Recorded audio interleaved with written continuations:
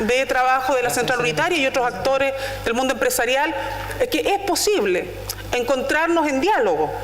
Nada nos lo impide. Tenemos evidentes y legítimas diferencias. Eso en ningún caso significa que no haya posibilidad de pensar un proyecto conjunto para efectos de un mejor desarrollo para todos. Por lo tanto, creo que en ese marco, si uno tuviera que responderse a la primera pregunta, ¿es posible avanzar sin transar? Yo diría, es posible avanzar.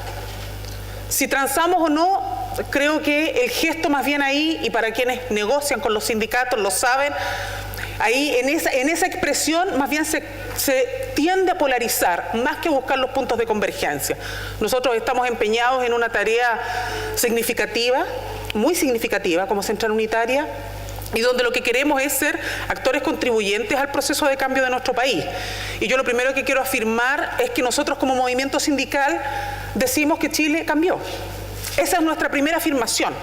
Todo lo que nosotros queremos construir parte de esa premisa. Chile cambió y es un cambio que aún no tiene evidente consecuencia, aún no es claro ni nítido cuál va a ser el tránsito de este cambio. Lo que nosotros hemos denominado desde el movimiento sindical, estamos en un escenario, en un incipiente inicio de un nuevo ciclo social y político donde el tránsito de las reformas y el camino que se vaya a construir para los próximos 30 o 40 años es un proceso en disputa.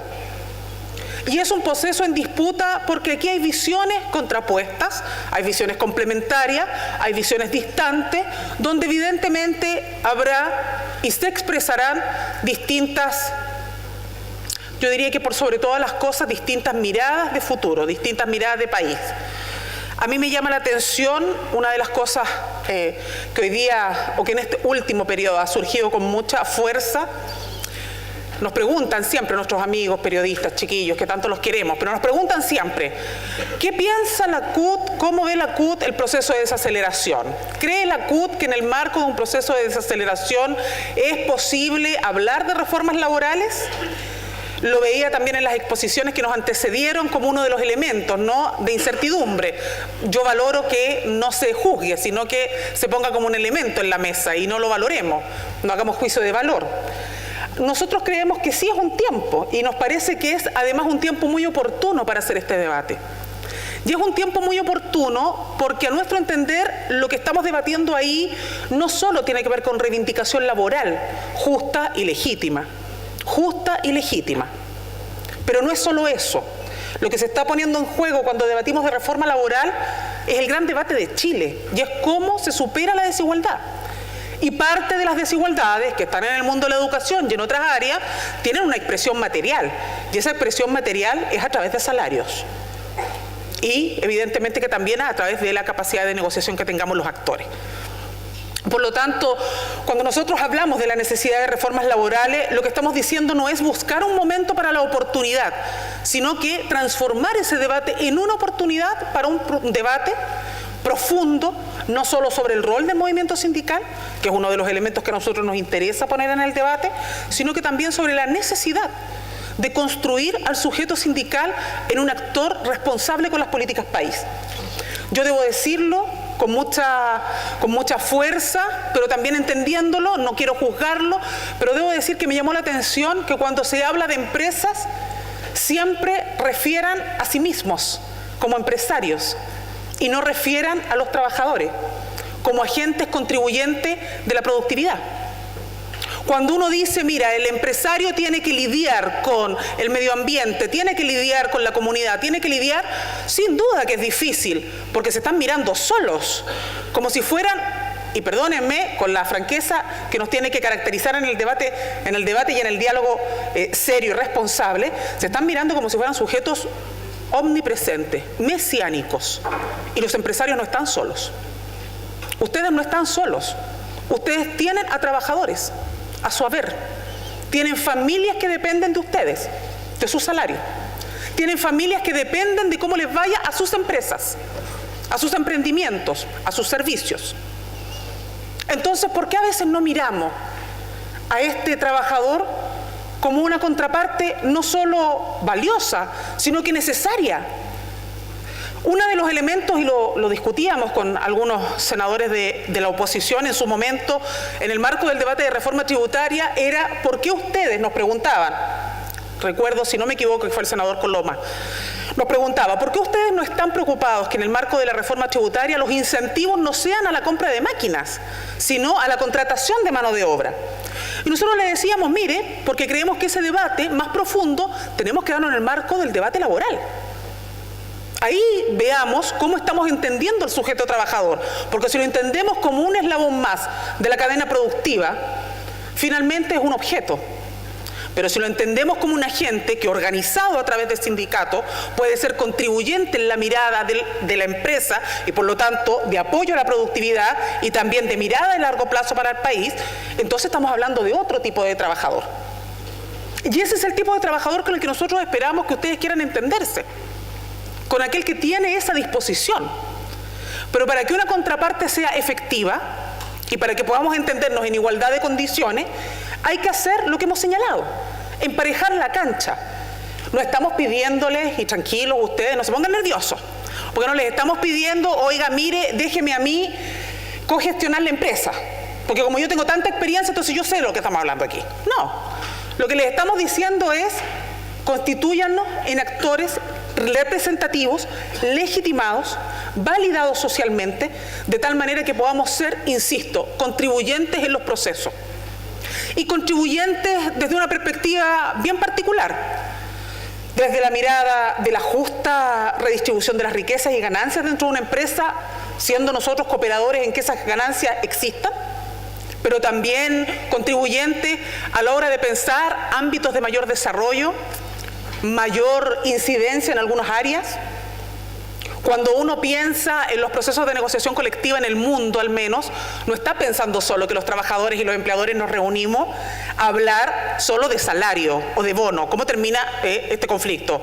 El bono de término de conflicto. ¿Cuánta plata hay sobre la mesa? No es solo eso. También se debate sobre temas que a ustedes les importan. A nosotros no nos importan tanto, pero bueno, yo tengo que, nobleza obliga. A ustedes les importa el tema de la flexibilidad. A ustedes les importa la pactación de jornada, que es un tema muy sensible en el movimiento sindical. Y nosotros decimos, por cierto, que esas cosas se pueden abordar, pero ¿cuándo se pueden abordar? Cuando el sindicato es un sindicato muy pequeño, cuando tiene que lidiar con grupos negociadores, cuando ese sindicato no tiene derecho a huelga, cuando ese sindicato no tiene poder. En esas condiciones es complejo que podamos discutir esas cosas. Créanme que va a ser complejo, porque siempre va a haber legítima inquietud y sospecha. En cambio, si yo legitimo a la contraparte, no solo nos vamos a poder sentar para hablar de esas materias, de la legítima redistribución, sino que además vamos a poder sentarnos a discutir cuál va a ser el futuro de la empresa. Y yo insisto, no estamos pensando en que, mire, que vamos a colegislar o que nosotros aquí vamos a cogestionar. Lo que estamos diciendo es, tengamos una mirada positiva del rol que puede jugar el sindicalismo. Y en eso yo no estoy inventando la pólvora. También lo tengo que decir. Si uno mira la historia del país, lo que nosotros vemos es que el movimiento sindical ha sido un movimiento sindical muy contribuyente a los procesos de transformación. Ha sido agente de transformación. Nosotros no somos un movimiento sindical que nos guste vivir en la huelga o en el conflicto, porque son nuestras familias las que están detrás de nosotros con el dolor de que no lleguen los salarios, con el dolor de tener que pagar deudas, con el dolor de no saber si ese trabajador va a seguir siendo soporte del ingreso familiar. Entonces, estos mitos, estos fantasmas de que hablar de reforma laboral es buscar una garantía para los trabajadores flojos, yo creo que es el primer prejuicio que tenemos que romper. Y por eso partía señalando que Chile cambió. Y cuando Chile cambia, lo que dice es, miremos a los actores organizados, lo que ustedes denominan la sociedad civil, y donde yo incluyo al movimiento sindical, como actores cooperantes y contribuyentes en una tarea de país. Y ahí, obviamente, que al movimiento sindical le interesa y entiende la necesidad de que trabajemos de conjunto por mayor desarrollo para el país, por mayor productividad. Estuvimos con Andrés Velasco, por eso digo estuvimos, hace una semana y media atrás más o menos, ¿no, Andrés? Estuvimos en un seminario en ACIMED. Estuvimos debatiendo sobre el rol de la industria nacional, a propósito de algunas premisas provocadoras que nos proponía Andrés. Y créanme que la conclusión que nosotros tenemos como movimiento sindical es que tenemos que ser garantes y protectores de la empresa nacional, que tenemos que avanzar en industrialización, que tenemos que pasar a una segunda fase exportadora. Algunos nos dicen, no, pero presidenta, eso es caro. Usted pretende que dejemos de producir fierro de cobre y hagamos más manufactura. Eso es muy caro. Bueno, busquemos mecanismos de cooperación. Busquemos un trabajo conjunto, porque eso no es solo bueno para mí como trabajador, estabilidad laboral, es también bueno para el país, porque le permite no depender de los ciclos económicos externos ni del sueño chino. Hoy día estamos todavía en el sueño chino. Mientras China nos demande, bienvenido sea. Y cuando se acabe eso, ¿qué vamos a hacer? Ya algo nos adelantaban, bueno, no, he estado compartiendo con el ministro de Energía algunas cosas adelantado, hemos estado compartiendo también con el ministro de Medio Ambiente aquí, algunas cosas señala también sobre el desarrollo sustentable, pero ahí tenemos grandes temas. Y en esos temas el movimiento sindical también puede ser muy aportador. Entonces, cuando en Chile estamos iniciando el debate, y que yo quiero saludarlo, a 7 meses de iniciar un gobierno, vamos a iniciar el debate de reformas laborales profundas, donde el énfasis está en el fortalecimiento sindical y la negociación colectiva. Lo que estamos diciendo no es solo saldar la deuda que tiene el Estado de Chile con sus trabajadores y trabajadoras, sino que le está permitiendo a Chile una tremenda oportunidad para el debate de fondo, para el debate en el que todos queremos estar, donde todos hemos dicho que se evidencia el profundo dolor de nuestro país, que es en la desigualdad, en la tremenda desigualdad, en que trabajadores hoy día incluso se tengan que establecer normativas, proyectos de ley para que pueda garantizarse que ganen el salario mínimo. Y lo estoy diciendo por un caso muy concreto, manipuladoras de alimentos. Las manipuladoras de alimentos, soporte fundamental del sistema de alimentación de la educación de nuestro país. ¿Saben cuánto ganan las manipuladoras de alimentos en Chile? 169.000 pesos. Ese es su salario.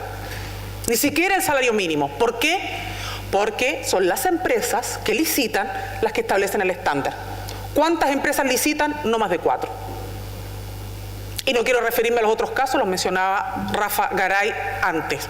Entonces, hemos tenido situaciones complicadas. Si no nos hacemos cargo de eso, entonces no nos estamos haciendo cargo de la desigualdad. Y esa es una cuestión en la que tenemos que mirarnos. Yo insisto, no vengo aquí a hacer juicio, no me corresponde, no es mi labor, pero ciertamente que tenemos que mirar esos casos. No es posible que sindicatos pequeños, o voy a poner un caso probablemente más emblemático, no es posible que trabajadores de empresas estratégicas para el país sean menos trabajadores de planta que los trabajadores subcontratados. Porque yo no puedo entender que si hay un área tan estratégica como por ejemplo la minería, por cada trabajador de planta hayan al menos 3 subcontratados, cumpliendo muchas veces labores que son propias de la faena. Y al final del día, ¿qué es lo que uno ve? Conflicto con el mundo del subcontrato. ¿Quién tiene que terminar salvando la campana? La mandante. Entonces, ¿tiene sentido seguir construyendo esas relaciones laborales de precariedad? Lo vivimos en el caso de los puertos, en esta zona lo vivimos con el caso de Asmar. Lo vivimos con los trabajadores de la basura, porque también yo quiero ser justa. Así como uno les plantea estas cosas a ustedes, es lo mismo que nosotros le planteamos al Estado. Porque aquí, si ponemos en la balanza, andamos por ahí nomás, pues. No podemos decir que el Estado es el mejor empleador, lo conversábamos, estaba por ahí, no sé si está todavía una de las dirigentes de los honorarios del mundo del Servio. Y uno, ¿qué es lo que dice? Resulta que nosotros criticamos las prácticas del subcontrato y el abuso, pero resulta que en el Estado tenemos sobre el 60 o 70% de los trabajadores fuera del sistema. No son funcionarios públicos, no tienen garantías, no tienen protección, casi todas mujeres, casi todas con hijos, sin ninguna protección. Sin ninguna protección. Y hoy día más encima nos van a obligar a que tengamos que cotizar en las AFP que nosotros encontramos desastrosas y vamos a perder plata en nuestros sueldos, porque nadie se hace cargo. No somos ni privados ni somos públicos, estamos en una función extraña, siendo y cumpliendo labores de servicio público para el Estado. Entonces, yo lo quiero poner en este nivel para que entendamos que cuando estamos hablando de estos temas, nosotros lo miramos en toda la globalidad. No estamos solamente hablando de la empresa privada, estamos hablando también de un Estado que no ha sido capaz de ser garante del trabajo decente. Y por eso es que nosotros somos unos convencidos de que el debate que tenemos que enfrentar en esta materia hay que abordarlo con altura de mira. Hay que abordarlo con altura de mira y hay que abordarlo también con una tremenda disposición a ser contribuyentes con Chile en este debate. Yo sé que preocupa, lo sabemos, nos lo han dicho, sé que preocupa el tema de la huelga. Algunos nos dicen, mire, ya, está bien, hablemos del derecho a huelga, pero ¿sabe qué? Hablemos del derecho a huelga, pero con excepciones. Yo les quiero decir que cuando a mí me dicen derecho a huelga, pero en realidad me preocupa. Porque digo, ¿será que quieren llegar a huelga y que no quieren discutir con los trabajadores que están buscando tanto resquicio? Porque eso es lo que uno también podría leer. ¿Por qué necesitan que este derecho no sea efectivo? ¿Es que acaso no queremos sentarnos con los trabajadores? Ciertamente que no todo el movimiento sindical plantea lo que plantea la CUT, eso es cierto. Pero convengamos de que donde las experiencias son positivas, el reconocimiento es mutuo. Es un reconocimiento desde la organización sindical y es un reconocimiento también por parte del empresariado. Y mañana tenemos un ejemplo. Se van a reunir dirigentes de ACIMED con dirigentes sindicales acá. Un encuentro, me señalaban, por ahí están los empresarios. ¿Y la experiencia cuál ha sido? Ha sido una buena experiencia. No ha sido de matarse. En la medida que uno construye espacios de diálogo efectivos, ciertamente que el nivel de conflictividad es mucho menor del que uno piensa. Mucho menor. Y en eso no solo quiero referirme a la experiencia internacional, donde uno podría decir todos los países de la OCDE, la realidad que tienen en materia de sindicalización, la realidad y las altas tasas de negociación colectiva que tienen y los altos niveles de productividad que han demostrado, sino que también podríamos referirnos a lo que ha sido la historia del país. Cuando el país ha tenido altas tasas de sindicalización, también ha tenido buenos procesos de desarrollo. Buenos procesos de desarrollo. Entonces, esto no es una disputa. Tener relación de contraparte no significa que estamos inevitablemente condenados al debate conflictivo. Tener contraparte es la certeza para ustedes y para nosotros de que si algo se llega a convenir, es algo que las partes respetan. ¿Por qué? Porque tienen la representatividad en sus hombros y la responsabilidad de sus asociados. Ahora, es cierto que por norma no vamos a resolver situaciones como más de un sindicato por empresa hoy, ciertamente que no. Pero si terminamos con esta práctica antisindical de los grupos negociadores, por Dios que va a ser más fácil poder llegar a tener sindicatos únicos donde ustedes tengan contrapartes para discutir. Si terminamos con esta distorsión de la huelga con reemplazo, lo que vamos a tener es menos huelgas probablemente. Probablemente van a ser menos huelgas.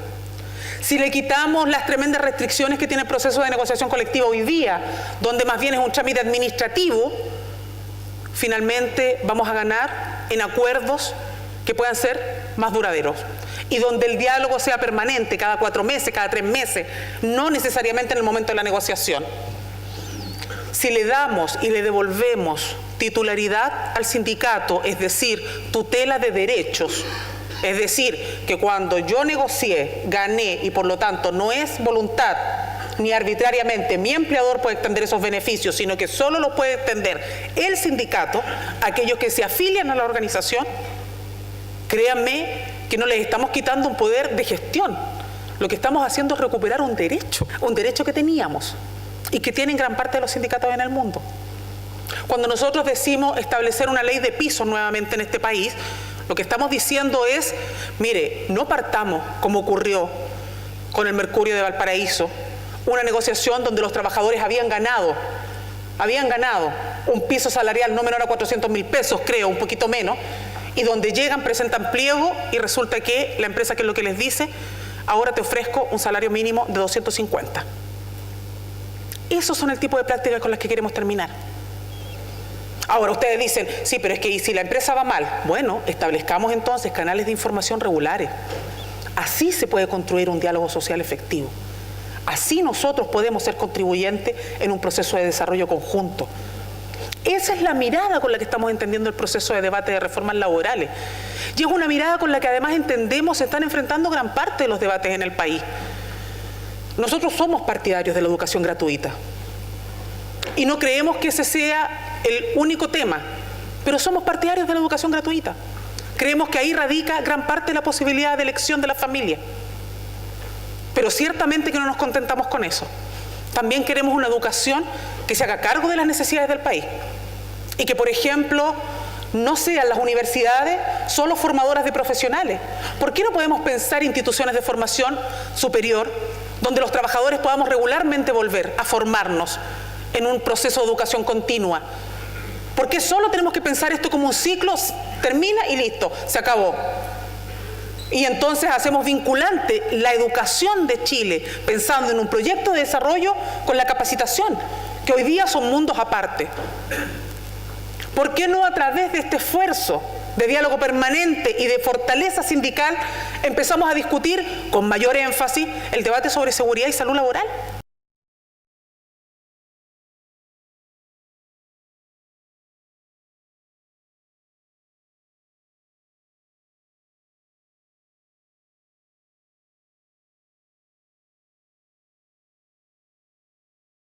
Eso también tenemos que evaluarlo. ¿Cómo lo podemos evaluar? ¿Solo a nivel de una política pública? No, eso tenemos que ir a evaluarlo también en el terreno, en el espacio laboral, directamente. ¿Son suficientes los comités paritarios para eso? No, no lo son. Créanme que los sindicatos pueden ser mucho más aportadores en ese proceso también. ¿Y qué decir de construir en el marco de esos diálogos políticas de mayor equidad? Lo decimos en todos los espacios. Y se dice por todos los sectores, tenemos una deuda y un déficit de mujeres en el mundo del trabajo.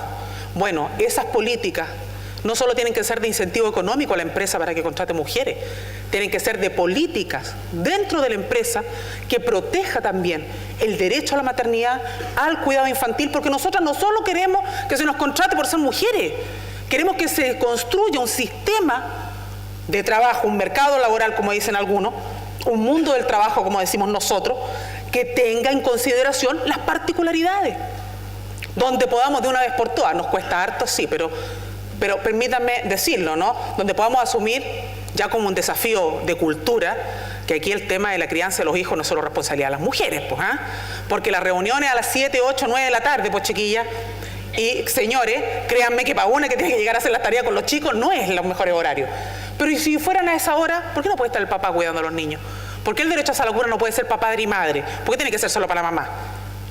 O sea, de esas cosas estamos hablando cuando estamos pensando un rol de un movimiento sindical a la altura de los desafíos del país, que permita superar la desigualdad de manera efectiva, pero que piense también en el mejor desarrollo del país. Pero yo también en eso, y se los tengo que señalar, nosotros no nos vamos a perder. Una cosa es el debate de las reformas laborales, que tiene que ver con justicia social y con políticas de equidad, y otro debate vinculado, pero no 100%, que es el debate de la política económica que tenemos que seguir desarrollando. No podemos negarnos a hacer este debate tan importante, con tan buenas condiciones como las que tenemos hoy día, solo por el temor a que la desaceleración nos va a impactar en empleo. Porque puede que nos impacte sin duda, nosotros no vamos a ser quienes digamos no, pero también somos muy conscientes de que si trabajamos de conjunto podemos construir políticas de contención, que den garantías y que por lo tanto no transformen este debate en un debate de tensión y de fricción. Al menos desde la Central Unitaria nosotros estamos comprometidos en eso, en un salto cualitativo. Nosotros nos cuesta incluso a veces asimilarlo entre nosotros. Este debate no es un debate, y yo vuelvo a insistir, no es el debate del sindicato que quiere bonos. Yo no quiero bonos, y yo lo he dicho en todos los espacios. Yo no soy una presidenta de la CUT para andar peleando porque el Estado me regale. Yo quiero tener derecho para pelear mis legítimas ganancias. Y quiero tener una contraparte que me reconozca para que podamos entendernos en un diálogo efectivo. Creo que esa es la mejor contribución que le puede hacer el movimiento sindical a un Chile en cambio. Y yo espero, y no creo equivocarme, vamos a encontrar esos puntos de encuentro. Vamos a encontrar una mirada menos crítica, menos tensa, como dijo en algún momento la ministra del Trabajo, menos de trinchera para abordar esta necesaria y urgente reforma laboral, que no es todo, es solo y particularmente fortalecimiento sindical y negociación colectiva. Algunos van a decir, no es todo, pero es lo máximo, pues, presidenta. Probablemente, pero posterior a eso tiene que seguir el debate.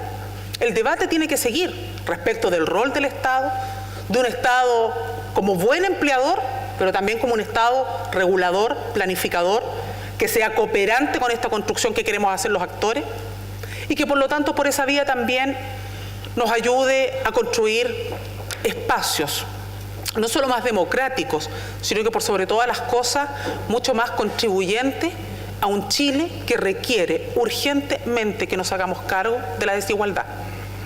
O sea, esto no puede seguir esperando. Y si queremos seguir esperando, lo que vamos a tener al final del día son tasas de conflictividad que probablemente no solo les van a afectar a ustedes, sino que van a dañar en lo profundo a toda la sociedad. Si no queremos eso, y yo no estoy haciendo política del chantaje, lo quiero dejar claro, pero si no queremos eso, trabajemos de conjunto porque es posible.